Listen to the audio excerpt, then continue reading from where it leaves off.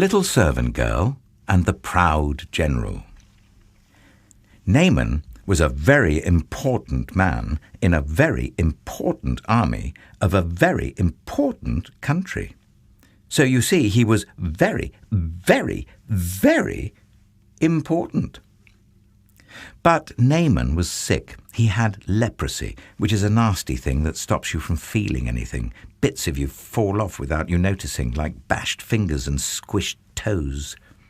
It might sound funny, but it wasn't. And Naaman certainly wasn't laughing. There was no cure. It never went away. And in the end, it killed you.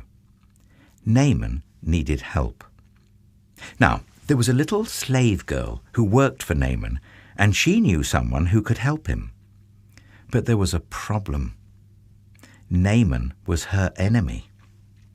Not long before, Naaman had led an army raid on her home in Israel.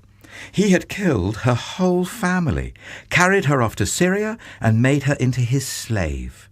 Every night she cried herself to sleep. She had lost everything. Why would she, of all people, want to help Naaman? Didn't she hate him and want to hurt him back? Didn't she want to make him pay for the wrong he'd done? That's what you would expect. But instead of hating him, she loved him. Instead of hurting him back, she forgave him. "I want Naaman to get well," she said to her mistress. "There's a man in Israel called Elisha who can heal him." "I'll go," said Naaman, loading up his wagons and putting on his flashing armor. "But I'll go to the palace because that's where someone important like me gets healed." So he hurried off to Israel and went straight to the king. "My healing, please," he announced. "Well, I can do lots of things," the king replied, "but only God can heal."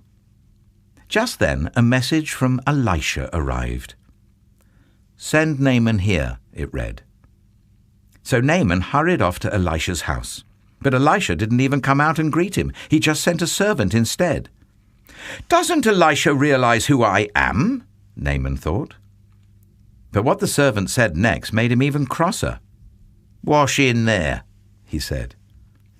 "Just wash?" Naaman laughed. "In that slimy, stinky river?" He looked around to see if this was some kind of joke. It wasn't. Any person can wash in a river, he thought. I am Naaman. I am important. I should do something important so God will heal me. And he rode off in a rage. Of course, you and I both know that's not how God does things. All Naaman needed was nothing. It was the one thing Naaman didn't have.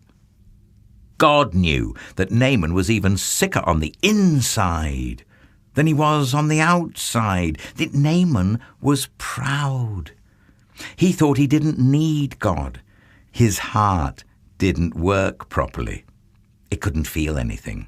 You see, Naaman had leprosy of his heart. God was not only going to heal Naaman's skin, he was going to heal his pride. Naaman finally agreed to wash in the river. And instantly his skin became smooth like a baby. Naaman wanted to pay Elisha. "God healed you. You can't pay," Elisha said. "It's free." And so it was that a very sick man was healed, all because of a little servant girl who forgave him.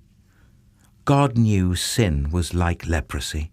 It stopped his children's hearts from working properly, and in the end it would kill them.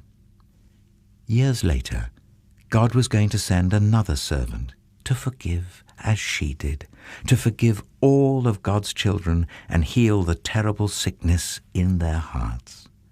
Their hearts were broken, but God can mend broken hearts.